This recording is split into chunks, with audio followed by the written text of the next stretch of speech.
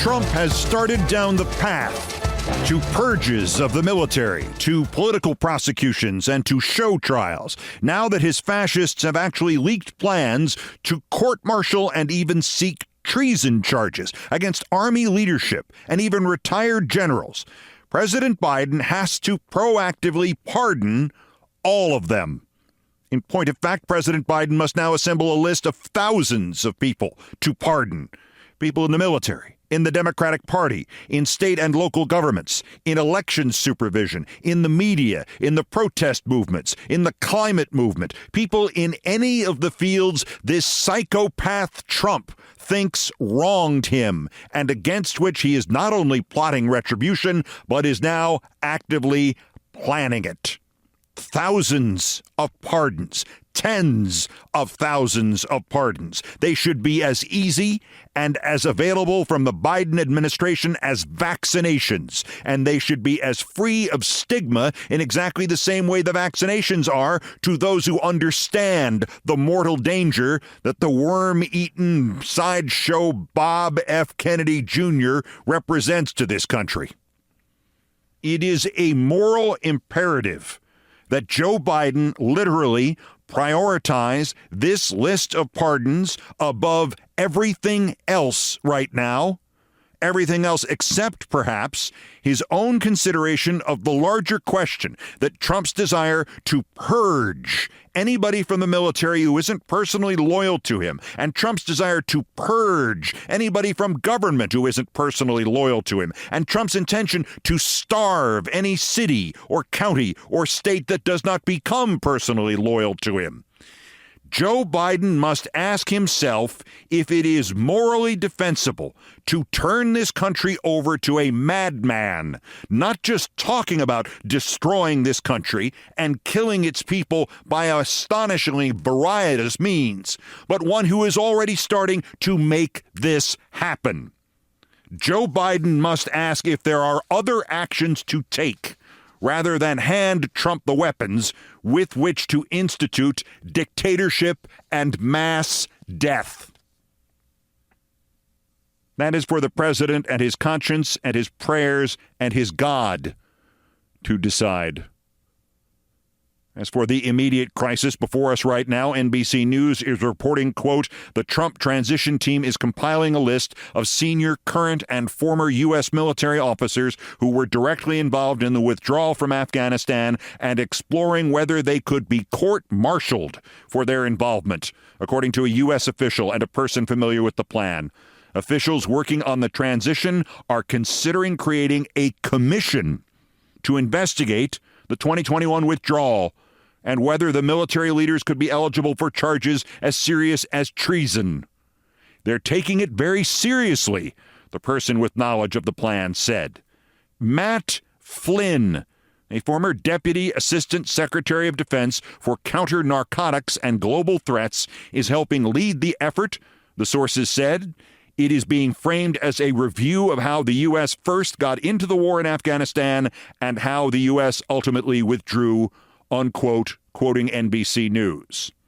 The lawyer for this Flynn, denies any involvement in this or in the Trump transition team. The answer to how we got in, of course, is that George W. Bush correctly sent troops to Afghanistan after 9/11 to destabilize al-Qaeda's base there, and then he saw the chance to pretend that the real culprit was Iraq, and the mission was thereafter doomed to incompleteness. The answer to how we withdrew from Afghanistan, of course, is that in order to look like a peacemaker and to win a few votes somewhere, Trump made a nightmarishly bad deal with Taliban terrorists, having already invited them to go to Camp David and arranged for 5,000 of their worst scum to be released from captivity, which left Afghanistan undefended, in essence, and left Joe Biden with no chance other than to get out as fast as he could. If there should be anybody on trial for malfeasance or misconduct or treason over the Afghanistan withdrawal, it is Trump. And that, of course, is part of the point. In a dictatorship, there is not just one man rule, but anybody but that one man blame. All those who recognize the dictator's failures must be silenced, and some of them must publicly take the fall for him, no matter how many lies must be told to make that happen. But even that is not the largest point. The largest point is that these are the first notes of the symphony of destruction that Trump intends. To create a commission is to create a kind of permanent platform for show trials. Show trials of the military first, because loyalty and conduct there are so easily assessed. Then, later, show trials for civilians in any field. The perpetual rooting out of supposed disloyalty and treason, and not failure but sabotage, has been part and parcel of every dictatorship since ancient Rome. It was the essence of the Soviet state. It was the backbone of Hitler's Reich. It was previewed for us in the endless hearings by Jamie Comer in the House of Representatives in the last 2 years. But still further, as NBC reports, to recall former military leaders in order to court-martial them is a step beyond. That is done to smear the entirety of the non-Trump history of this country, to make distinctions not just between Republicans and Democrats and Trumpists and never-Trumpers, but between Trump and every other political and governmental figure in at least our recent history. If the NBC report is correct, and the Afghanistan Star Chamber would address not just the withdrawal, but also the decision to go in, all of a sudden, Trump's scapegoat hunters will be going after George W. Bush and the neocons and Liz Cheney's father, and doing so for what might have been the one thing they actually got right. And even beyond that, there is in this the opening salvo in the attempt to do to the military what Trump has long since promised to do to the federal government and to local police around the country, to make them loyal to him and him alone. I'll quote again from the NBC story. It's not clear the Trump administration would pursue treason charges and instead could focus on lesser charges that highlight the officers' involvement. They want to set an example, said the person with knowledge of the plan. They would, in fact, be setting multiple kinds of examples, not just to military personnel who might hesitate someday to commit the illegal acts and murders Trump will no doubt order through his minions, but also an example of how to frighten and purge and make political hay out of anybody in any public position and eventually in any private position in this country. This Afghanistan story is a blueprint for governmental terror in this country starting 2 months from Wednesday. This is why Biden must act immediately. Pardon anybody who will accept one. Blanket pardons for all acts. I want so many pardons that they have to open up the government printing office 24/7. I want them so commonplace that each of my dogs gets one. And the onus is erased by the sheer number of pardon recipients. And yes, the president needs to pardon everybody in his own family, and in Bill Clinton's family, and Barack Obama's family, and Kamala Harris's family. And God knows how many other loyal families. Incidentally, it is not a coincidence that this obscure, greasy scumbag Hegseth, whom Trump wants as Secretary of Defense, wrote a book blaming Pentagon leadership for the heart-rending Afghanistan withdrawal. Hegseth is, as I record this, still Trump's nominee for Secretary of Defense, but it certainly looks like he is the first of the team of trifles that Trump would throw under the bus. The Washington Post reports that Hegseth, quoting them, paid a woman who accused him of sexual assault as part of a non-disclosure agreement, though he maintained that their encounter was consensual, according to a statement from his lawyer Saturday and other documents obtained by the Washington Post. Hegseth agreed to pay an undisclosed amount to the woman because he feared that revelation of the matter, quote, would result in his immediate termination from Fox, where he worked as a host, the statement said. The statement came after a detailed memo was sent to the Trump transition team this week by a woman who said she is a friend of the accuser. The memo, a copy of which was obtained by the Post, alleged he raped the then 30-year-old conservative group staffer in his room after drinking at a hotel bar, unquote. This all was said to transpire in 2017. This Hegseth has been on the ropes since Trump leaked his name, not the least for this series of tattoos generously described by Vice President-elect Vance as, quote, a Christian motto tattooed on his arm, less generously described as part of a series of tats, including symbols used by the Christian crusaders of the Middle Ages, and more recently and more dangerously by the Proud Boys and the Three Percenters. The tattoos on Hegseth were so alarming, he was flagged as an internal risk by a fellow service member and left the service as a result. Hegseth and his fellow cockroach Vance, whose entire understanding of the works and words of Jesus seems to be some garbled conclusion that you can get very popular if you seem to have been martyred, exchanged social media posts in which they dismissed the reporting of that little white supremacist convert or kill everybody in the Middle East issue as, quote, anti-Christian bigotry in the media, unquote. Hegseth then added exactly the kind of agenda-setting statement you would expect from an incoming head of the Pentagon, quote, they can target me, I don't give a damn, but this type of targeting of Christians, conservatives, patriots, and everyday Americans will stop on day one at DJT's DOD, which you could dismiss as typical QAnon lunacy, except for the fact that the man who wrote that may actually yet wind up in control of the largest military force in the world, along with a remit from the man who appointed him to use that force against the citizens of the United States. Like maybe when the public were to protest treason show trials and presumably treason show executions of generals who were making the best out of Trump's butchering of our exit from Afghanistan.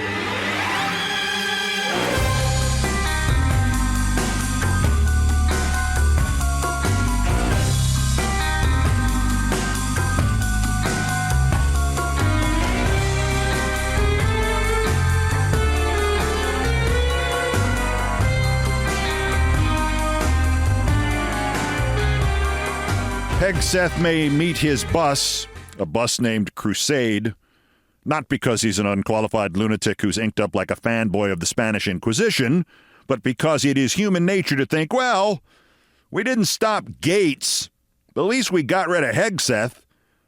As if there weren't another 50 Hegseths lined up behind the original. I mean, you could even give the new one the same tattoos. Wouldn't take more than a few days.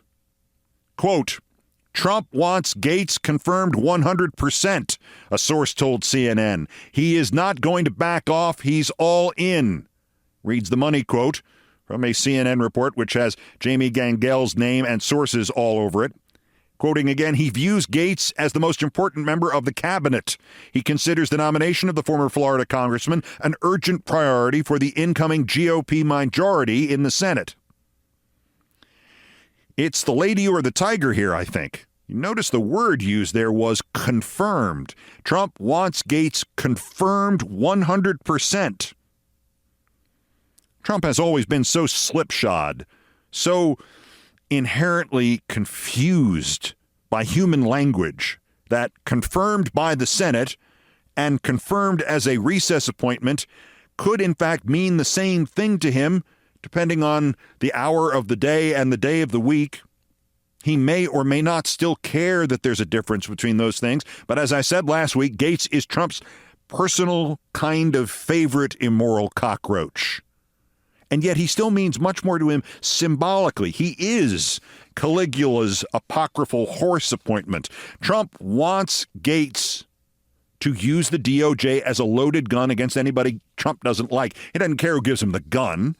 But Trump's ego also demands that the Republican senators he views as his slaves stand up and applaud what he's doing. In short, Gates is, and nobody has better embodied this, Gates is the living embodiment of Trump saying, I will defecate, you will eat it. So there is your tiger. Right now, it is clear from all reporting, a majority of Republican senators would not vote to confirm Matt Gaetz. If there's a vote, if there's a hearing. Trump's utter insecurity can only be assuaged by a hearing and a vote. Does he continue to demand it? If he demands it, he may kill his dictatorship before it even starts. If he sublimates his desire and is satisfied, the course of least resistance for these more advanced insects in the Senate Republican caucus, think still cockroaches but in suits and ties, their course of least resistance is clear, letting the recess appointment happen, and then just pretending, as they have pretended for 8 years, that Trump is not Hitler. I will echo what David French, of all people, wrote in the New York Times. America has twice elected Trump the outsider, the bull in the china shop, the chaos agent. But he has stood for office only once as the actual guy in charge. The buck stops here guy, and America rejected him and humiliated him. In the long term, this could be a good augur. The United States may simply get fed up with Trump failing at everything, or it could hasten his full implementation of dictatorship, in which he never makes that mistake again. He never makes the mistake of letting America again have anything to say about who runs America. In which case, I refer you back to my opening remark. Joe Biden must immediately pardon everybody he can think of.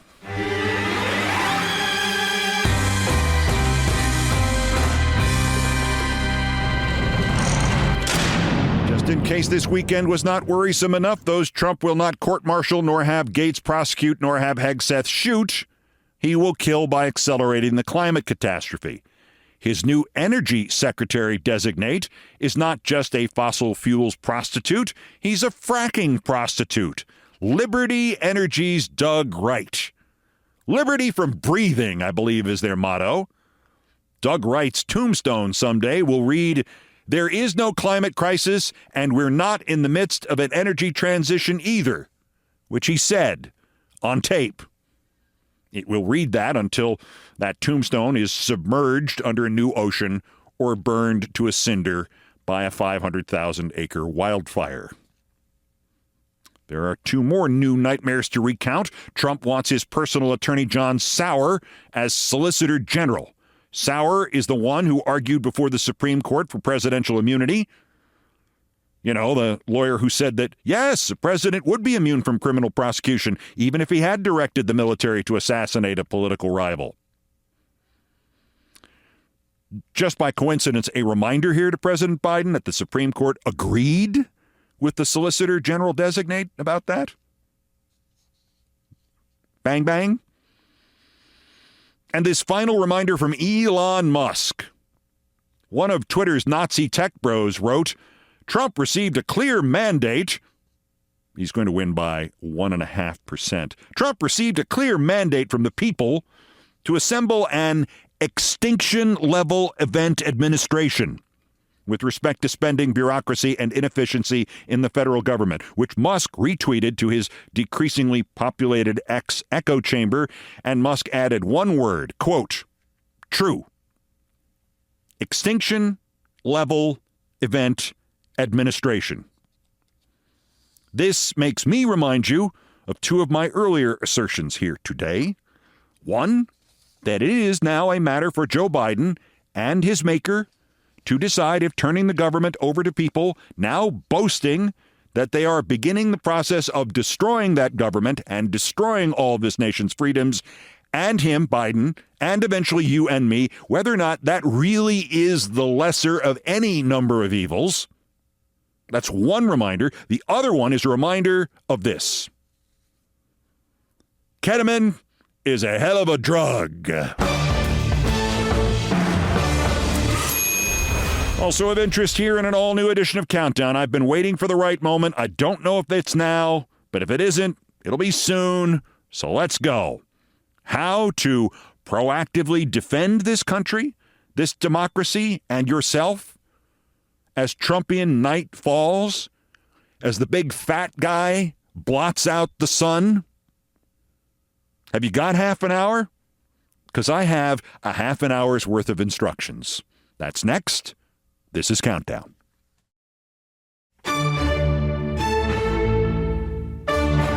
Nearly 8 years ago, I was asked to give the keynote speech to the first fundraiser for a new group called Democracy Matters, created by the people who did Media Matters and other organizations that ended in Matters, which had vowed to throw up every barricade and every speed bump and every sliver of resistance possible to the Trump crapocracy that would take power the next day.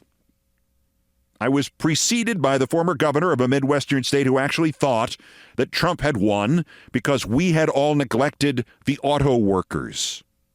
This governor really bought into this is about economic anxiety and economic anxiety alone.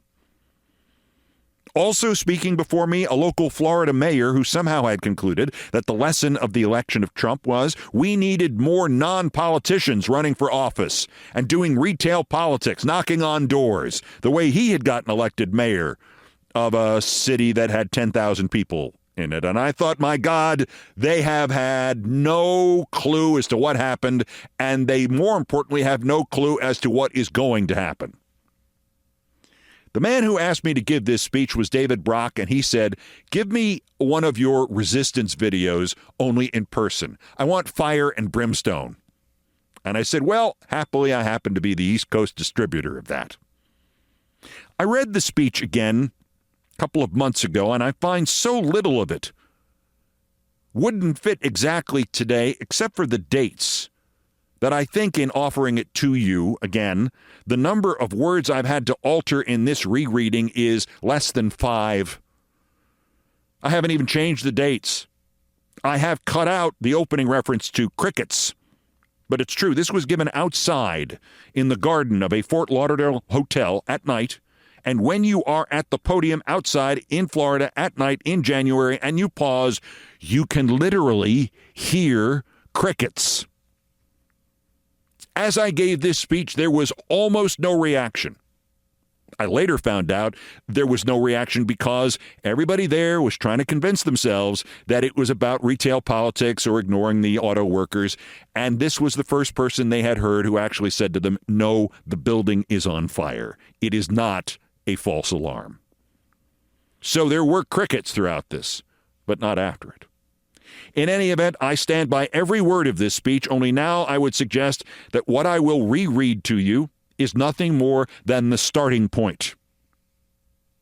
The keynote speech to Democracy Matters, Fort Lauderdale, Florida, January 19th, 2017. It's an honor to be here. It's an honor to see my old friends and to meet many new ones. And now that my affable remarks are over, let me get down to the raw meat. Let me begin with the worst-case scenario, or one of them in any event. Imagine it is not now January 19th, 2017, but instead it's January 19th, 2018. You and I are here in these same circumstances, right here, and I repeat to you then what I am going to say to you now.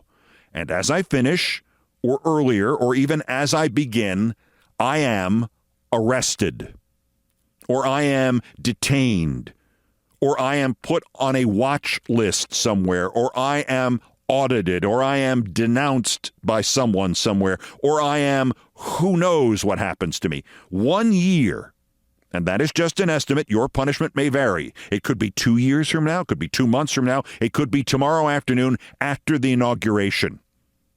And of course, if and when it happens, it will not be me alone. For the act of listening to me, you could also be arrested or detained or who knows what. I see some concern on some faces. Political science fiction, hyperbole, A paranoid dystopian view of January 19th, 2018, a work of fiction. If 1 year ago tonight we had been here on January 19th, 2016, and I had told you that in 1 year's time, a deranged, infantile, imbecilic, paranoid, sexist, racist, militaristic, fascist, perverted, vulgar, stupid, paper thin-skinned man baby would not merely be nominated for president by a major political party in this country, but would swamp all his rivals, including the brother and son of one former president. And if I then told you that after unleashing all that is worst in America, he would be able to conjure the perfect electoral storm inside the Electoral College storm to defeat in the election the wife of another president, a woman who would get 2,900,000 more popular votes than he did. And if I told you further that in 1 year's time, all we would be left asking here was not whether or not the Russians had tampered with our sacred election, but how much they had tampered with it, would you have called that political science fiction? Because I would have, and I like to think I'm smarter than I have turned out to have been on this. So it is important. It's not happy, but it's important to remember that we need to not assume the nightmare ends in some way when Donald John Trump puts his hand on the Bible tomorrow and John Roberts says, "Do you solemnly swear that you will preserve, protect, and defend the Constitution of the United States?" And presuming the Bible does not leap from his hand or spontaneously combust, Trump replies to this call of our history and our democracy by answering, "Whatever." This is not the last scene of The Manchurian Candidate, nor the last scene of 7 Days in May, nor the last scene of It Can't Happen Here. There are countless possible nightmare scenarios ahead of all of us. We have seen some of them before. The last time we let the antiquated math of the founders elect a Republican president in defiance of the will of the people.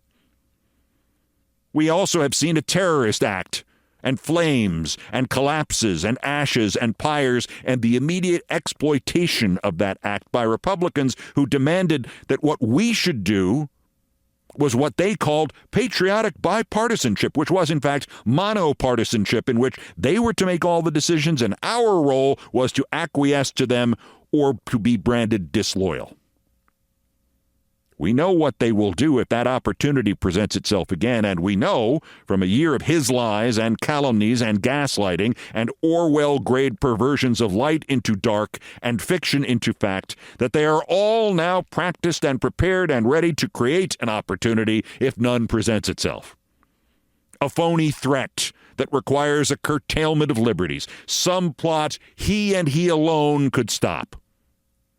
And we must be prepared to call such a stunt exactly what it is, and to be patriots, and to wrap ourselves in the flag that we love, and shout from the hills why what has happened to this country 2 months from now, 6 months from now, 2 years from now, why that has happened was because there is a Donald John Trump. And we know that this time they have tilted the playing field against us in advance in these areas. They have spent 8 years delegitimizing a president so that we might look foolish delegitimizing an actual illegitimate president. They have spent the length of a campaign refusing to promise to recognize a defeat on the premise that it could only have been obtained by chicanery and dishonesty, so that we might look foolish refusing to honor a defeat that was actually obtained by actual chicanery and dishonesty. They have spent month after month insisting the election, the media, the opinion polls, now the polls about the transition, that these are rigged and fixed, so that we might look foolish insisting that an election, the media, the opinion polls are actually rigged and fixed. And we know that now we will and must play by rules that sicken us, against which our souls cry out. But we must. Our moral force, Our moral high ground, our patriotic self-defense is simple. We did not seek any of these rules. We did not seek this battle. We did not seek this treachery. The rules and the battle and the treachery are Trump's. We will fight him on his terms, and we will defeat him, and we will restore democracy. And we will defeat Trump's Russian masters. Some of us have been warning since the beginning of the presidential campaign that Trump's connection and the connection of those around him to a dictator who has had the foresight to replace expensive and very complicated human war with the far more efficient cyber war, invasion by remote control, we have noted that Trump's connection was not mere admiration, nor the perverted envy of a sick American monster gazing at a sick Russian monster. And we were right. The Russians did this.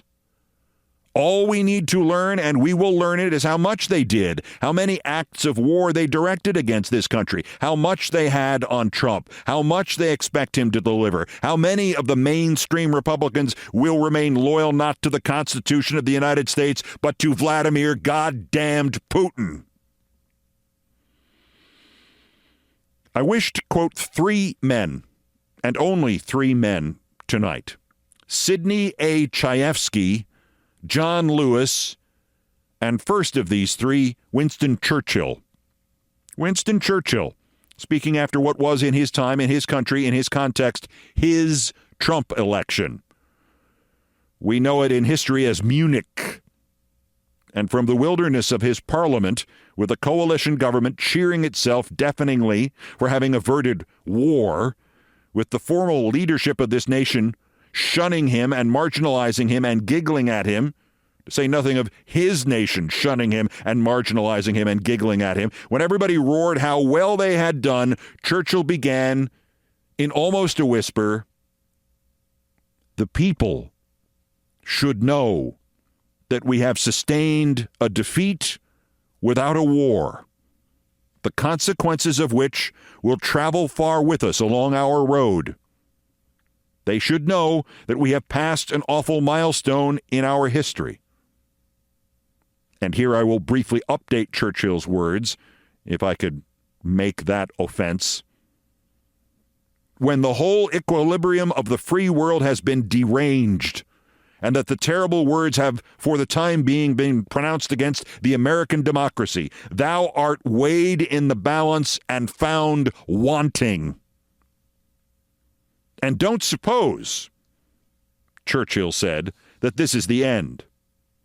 This is only the beginning of the reckoning. This is only the first sip, the first foretaste of a bitter cup which we will be proffered to us year by year, unless by a supreme recovery of moral health and martial vigor we arise again and take our stand for freedom as in the olden time." Churchill. Tonight, in our country, which we all love in words and in ways that we cannot express, tonight is the end of the olden time, in the comparison to what Churchill said in 1938. Tonight is the night before disaster. Tonight is the night that we will look back at with some longing and some nostalgia. Tonight is the night to which the whole of our beings and all of our priorities and all of our efforts must now be focused on getting our country back to. Democracy as we have known it, with the rules by which we have played, ends at noon. The fight, our fight, begins 1 second later. And it begins, as you will hear at this conference this weekend, on a series of fronts. The fight can begin in the media. Everybody here can confront anybody, reporter, anchor, spokesman, shill.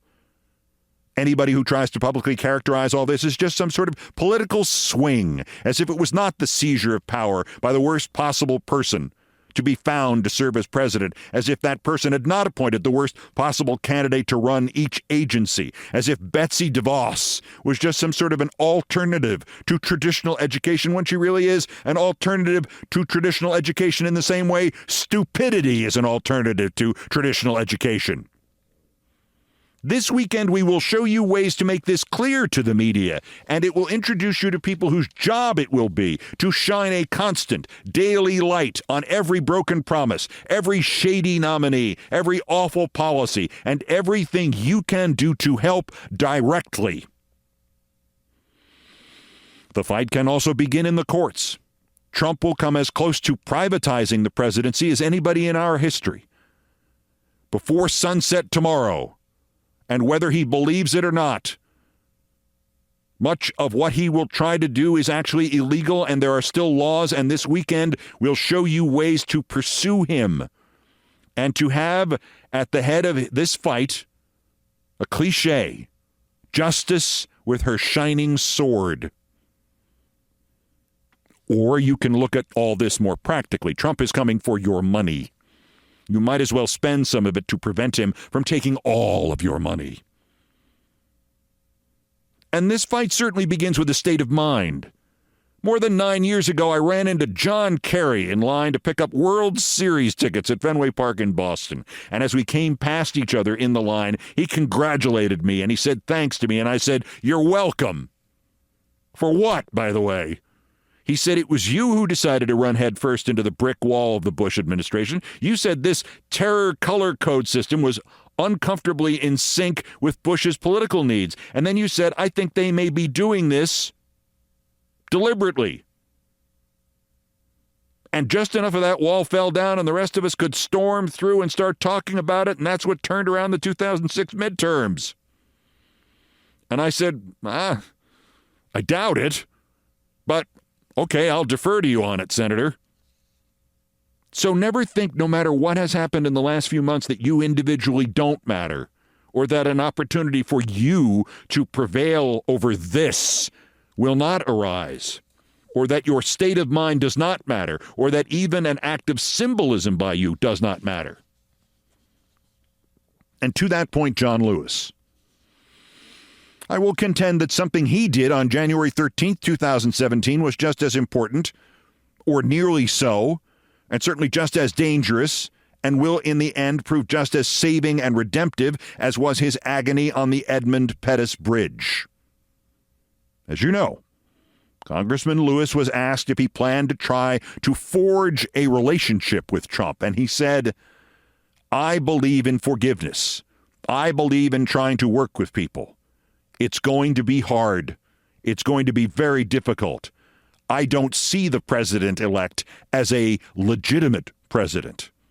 I think the Russians participated in helping this man get elected, and they helped destroy the candidacy of Hillary Clinton. I don't plan to attend the inauguration. You cannot be at home with something that you feel is wrong." The questioner was stunned. "That's going to send a big message," said my ex-friend Chuck Todd. A message to a lot of people in this country that you don't believe he's a legitimate president. And John Lewis, as always, would not back down, would not equivocate, would not protect himself. I think it was a conspiracy on the part of the Russians and others to help him get elected. That's not right. That's not fair. That's not the open democratic process. And John Lewis, in 30 seconds, moved legitimacy center stage. In the week since he said that, more than 60 elected Democrats followed him. It should have been all of them. John Lewis leads us yet again, and there is the organizing principle of resistance. It is simple. As hard as it may be to believe and to put into proper historical context, and just because none of us have seen it before does not mean it cannot be true.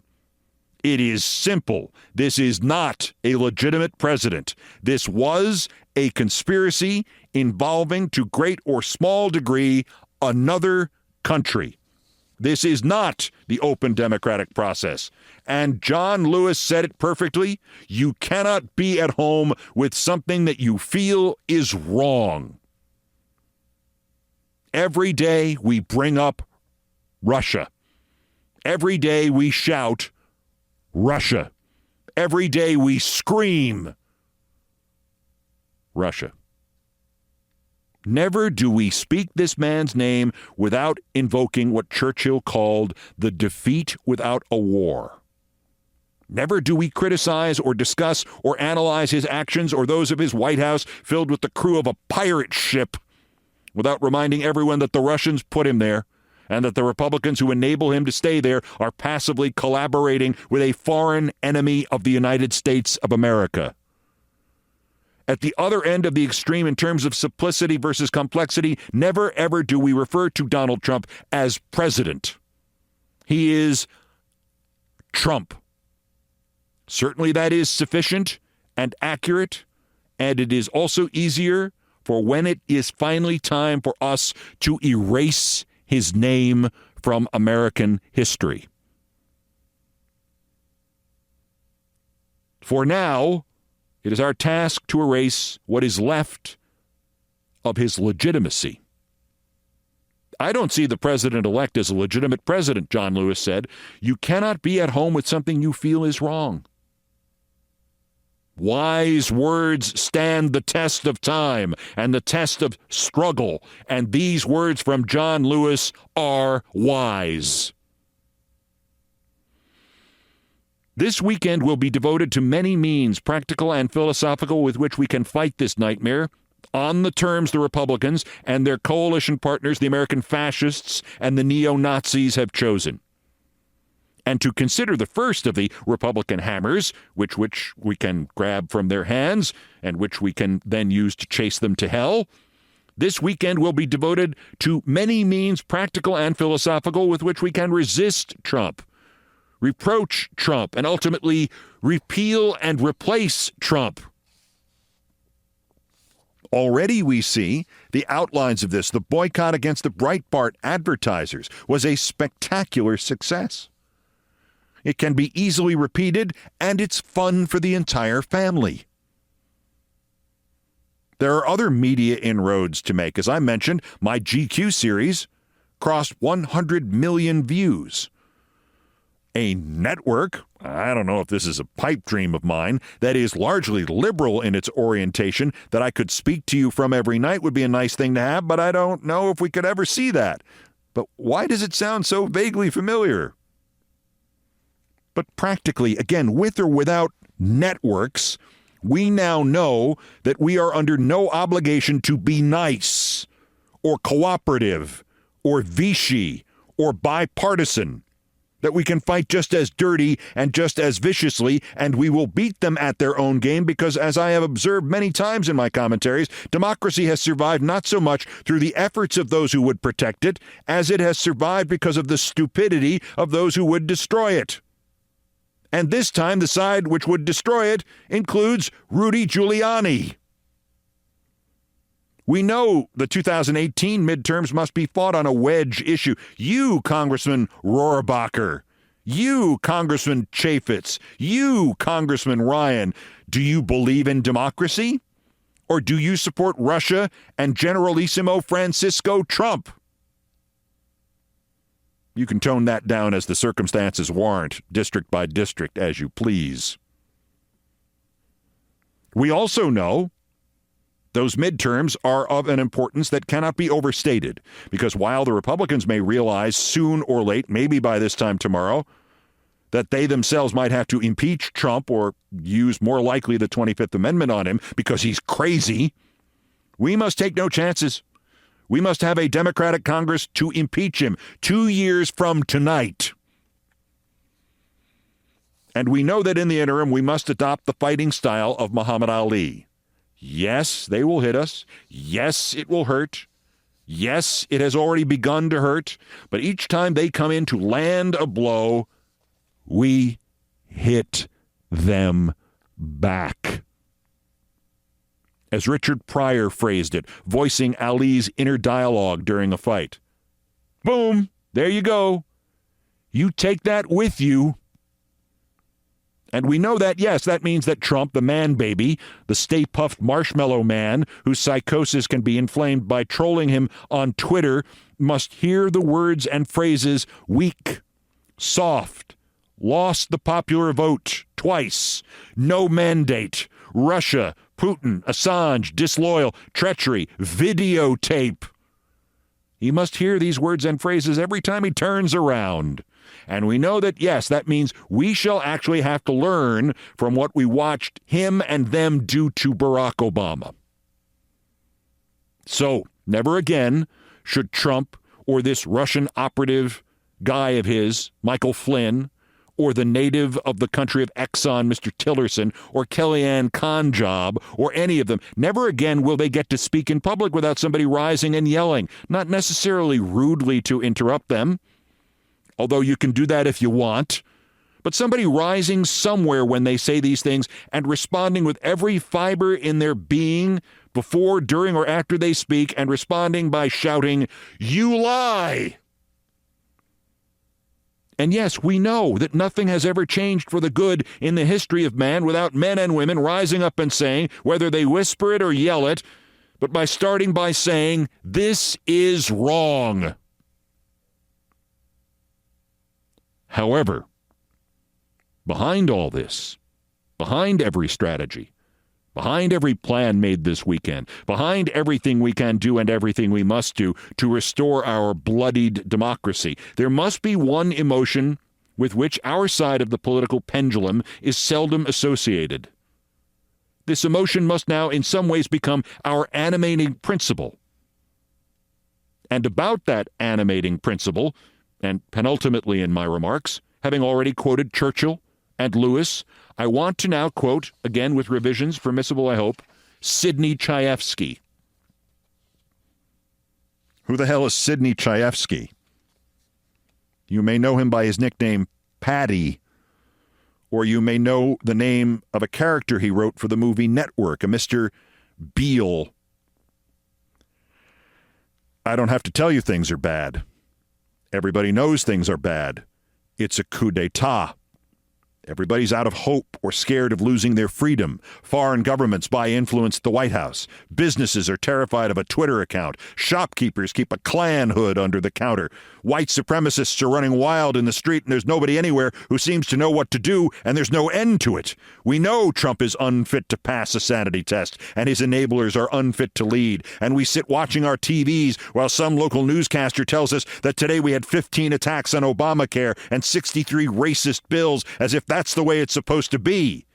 We all know things are bad, worse than bad. They're crazy. It's like everything everywhere has gone crazy. So we don't go out anymore. We sit in the house, and slowly the world we're living in is getting smaller, and all we say is, please, at least leave us alone in our living rooms. Let me have my steady income and my sanctuary cities and my warm Obama memories, and I won't say anything. Just leave us alone. Well, I'm not going to leave you alone. I want you to get mad.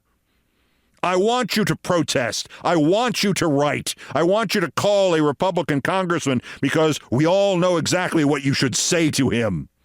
I know what to do about the depression and the inflation and the Russians and the corporate graft in the street. And I know that first you've got to get mad. You've got to say, I'm an American citizen, God damn it. My democracy has value.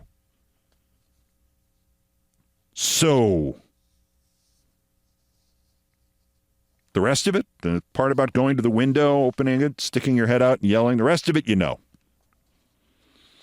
But to keep you motivated and to keep you mad and to keep you unwilling to take it anymore, as Howard Beale said, let me close by noting one overarching fact that has occasionally gotten lost since November 8th, 2016, and that is the essence of everything to my mind. Even with this nightmare that comes at sunrise, even with the temporary end of much of our democratic experience in this country, even with a gold dollar sign spray painted on every American flag and spit on the grave of every American patriot, even with the confluence of Comey and the Russians and the lies and the greatest grifter in the history of this country, even with the worst possible outcome that all of that could produce, even with the greatest possible grief, no matter what we have to face, no matter what we have to do, no matter how long the trip back is from tomorrow, remember and take strength from and remind all those who forget and remind all those who deny and remind all those who lie.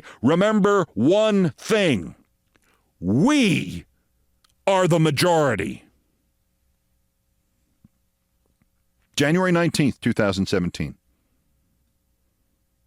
After that, there was silence. It seemed like it went on for quite a while. Apparently not. I've heard a recording of this speech. It was only 2 or 3 seconds. And then there was an anguished roar. And then I must immodestly note there was cheers and applause. It wasn't a big crowd. Standing ovation is a generous term. But whatever it was, it helped. We fought, and we won the midterms.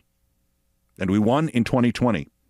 And we minimalized the damage in 2022. And somewhere along the line, we assumed he would go away. So now, today anyway, we are exhausted.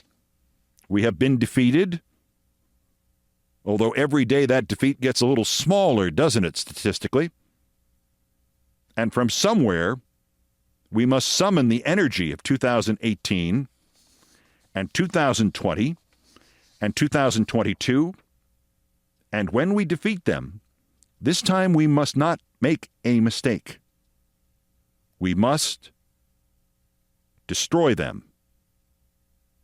Because I'm not going to leave you alone. I want you to get mad.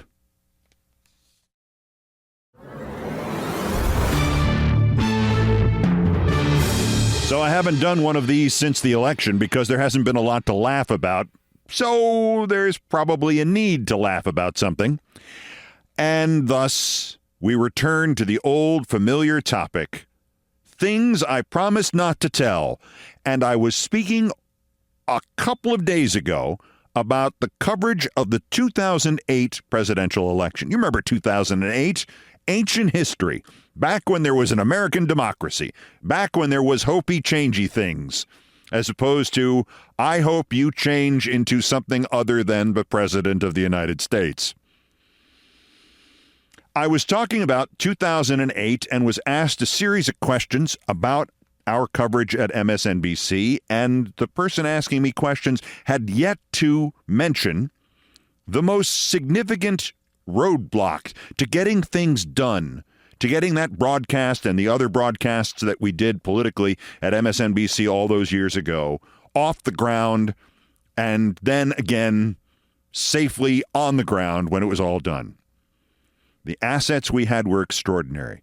Through most of the primary campaign that year and through all of 2006 in the midterms, we'd had Tim Russert, who would come on and after the network coverage was completely over, would just sit there with us for another hour on the air. What a pleasure that was. And then we'd go out in the hallway and talk about baseball. The good part of it. Plus dozens of people. And the then new and sincere Rachel Maddow, other people who really knew what they were talking about and were trying to make a point and make an inroad in what was then all conservative corporate media, even at NBC. But the person had not asked me one question about the major impediment. And the major impediment was my co-anchor for almost all of this was Chris effing Matthews. Over the years, I have made allusions to Chris Matthews and just how rare it was when he was actually in the same plane of existence as the rest of us in the universe. And I know Chris never heard me say any of these things because Chris never listened. If Chris listened, Chris would probably still be on the air every night with a nightly show on MSNBC. There's a Dorian Gray picture of him somewhere because he hasn't changed in appearance since the late 1990s, even though he's now, well, you know how old he is. He's 206. The story I want to tell about Matthews, though, that I think symbolizes and summarizes the entirety of my experience with him, which began in 2003. I was on the set with him when he discussed the fact that this was George Bush's day and mission accomplished was not an exaggeration. And look at how well he fits in that flight man's uniform.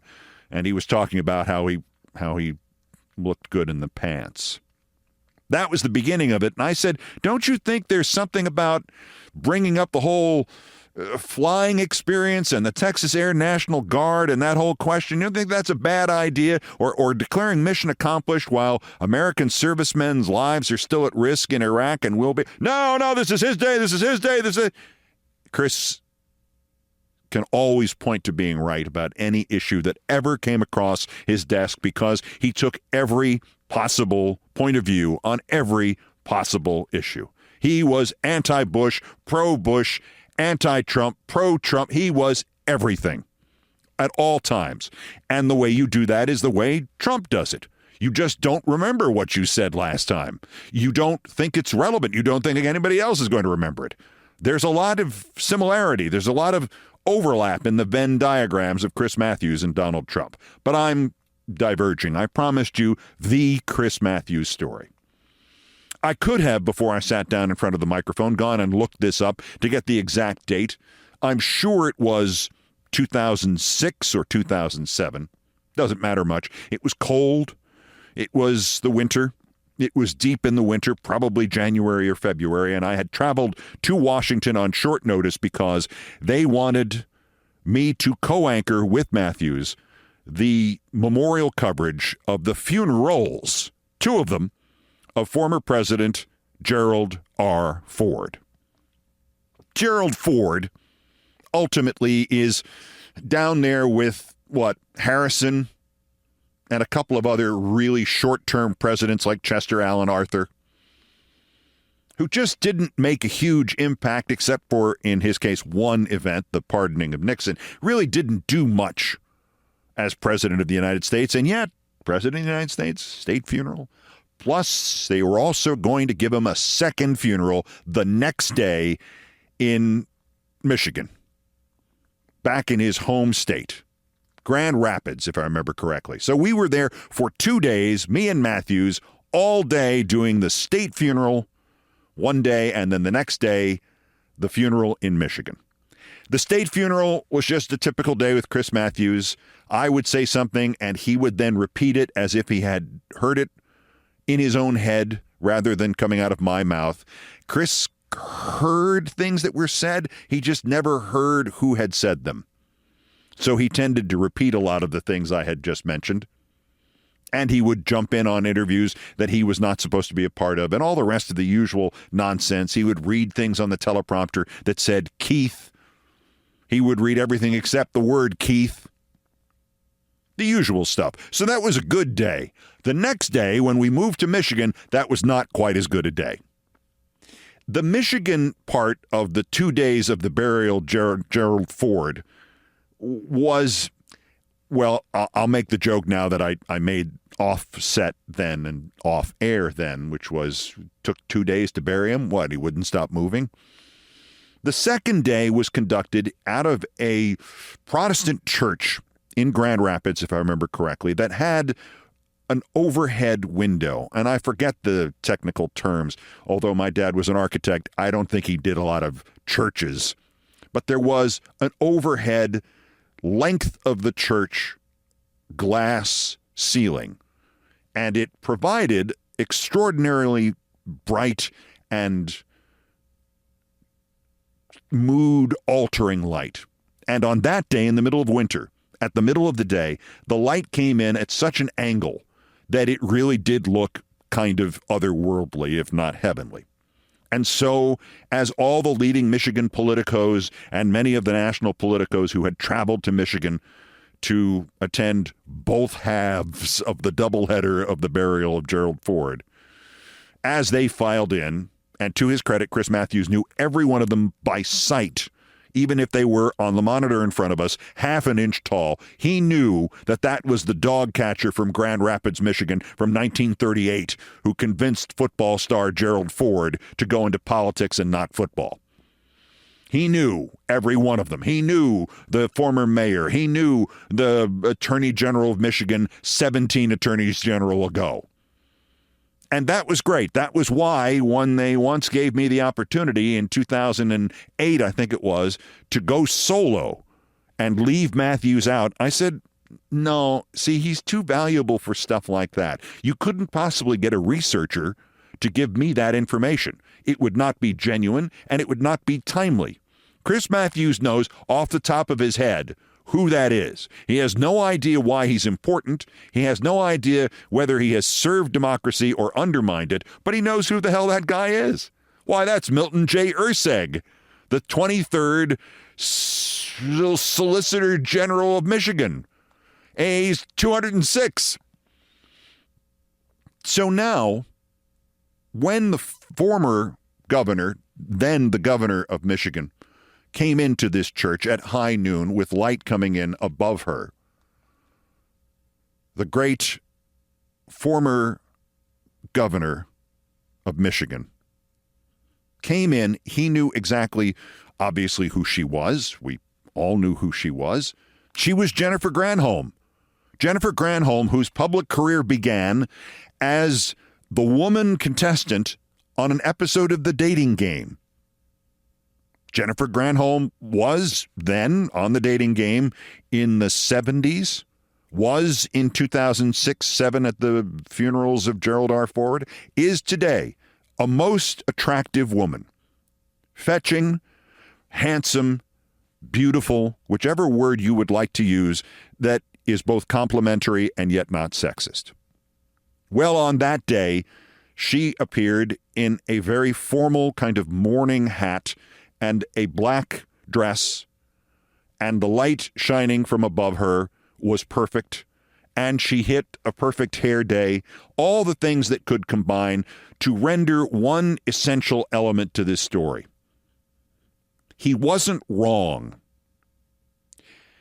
Matthews was reeling off the names of these other people, and there's the front row in which the former deputy assistant dog catcher of Kalamazoo was, and then he saw Jennifer Granholm walk in.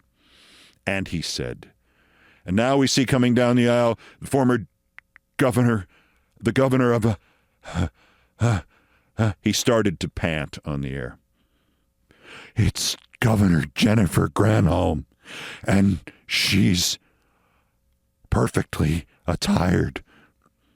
This went instantaneously from the usual Chris Matthews high-speed patter to something akin to Robert F. Kennedy Jr. on FaceTime. There's no other way to describe it. If you were just listening to Chris Matthews, and everybody but me was just listening to him, I was seated next to him in a studio at NBC headquarters in Washington. I could see the look on his face, the look of astonishment, him putting his head down next to the monitor so he could see her better. And as again, I noted, she was extremely fetching that day. In all of her great days of fetch, she was very fetch that day. This is absolutely true. On the other hand, we are covering the burial of the former president of the United States, Gerald R. Ford, and Chris Matthews is panting about the pulchritude of the governor of Michigan. And he wouldn't stop. Look at the shape of the dress and how the light comes in through the whatever the word was for it, of the church, and this event is, he began to lose the ability to form sentences. And I don't mean in the normal way that he would lose the ability to form sentences. I mean, he would get to like that. They were clearly telling him to stop doing this because it was not just sexist and not just inappropriate, but we were covering the burial of Gerald R. Ford. I mean, in the front row next to, as we continued the shot of Governor Granholm on a pool camera, I must admit that. Nobody at NBC said, yeah, get me more of that hot governor. As the pool shot gave us this of Governor Granholm, there was a coffin out there with Gerald R. Ford inside. And he's talking about Governor Granholm and how great she looks. I can't imagine that any time she should just hope they took photographs of her for her next campaign, for whatever. It's like, oh my good God. And they're clearly talking to him from the control room, telling him to stop, because every once in a while he stops and speaks to them like, no, I won't. And finally, the producer of this, Court Harson, who was the producer of Hardball, Matthew's show on MSNBC, gets into my ear and says, "For God's sakes, is there anything you can do? Can you stop him?" And I just looked at the camera and shook my head and put my arms up in what would be the, hands up, nothing I can do about it emoji. I may have been the model for that emoji. This is 2006 or 7 after all. And they said, "Can you try? Can you write him a note or something?" So I took a piece of script and I wrote on the back of it, "Chris, stop talking about Granholm that way. We are at a presidential funeral." And I underlined, "We are at 1, 2, 3 lines, at 1, 2, 3 line, a 1, 2, 3 line, presidential 1, 2, 3, 4, 5, 6, 7, 8, 9, 10 lines under that funeral, circled." And I slipped it to him, and he kept talking about her. And he looked at me, paused, and nodded, yes, like I was asking him a question. About 5 minutes later, we threw to a break, and I saw one of the executives of MSNBC come out and tell Chris that he had to go and prepare Hardball for later that afternoon, and that the rest of the thing would be anchored by me. So every time, and they did, the pool camera, go back to reaction shots of Governor Granholm, I made sure that that piece of paper that I had handed Chris, to which he thought was some sort of question, like, are we at a president funeral, or not an admonition that he was making an absolute jackwad out of himself. I kept that note in front of me just in case I veered back into this. I later told this story to Governor Granholm, who was briefly a colleague of mine, although you wouldn't remember this because the network no longer exists, and I don't know by that point if 10,000 people were watching our shows on it, but was a colleague of mine on current TV, even as I was trying to explain to her, don't take this job. They're never going to pay you. They're already running out of money. Jennifer Granholm laughed coquettishly and said, "Oh, that's not the first time that's ever happened."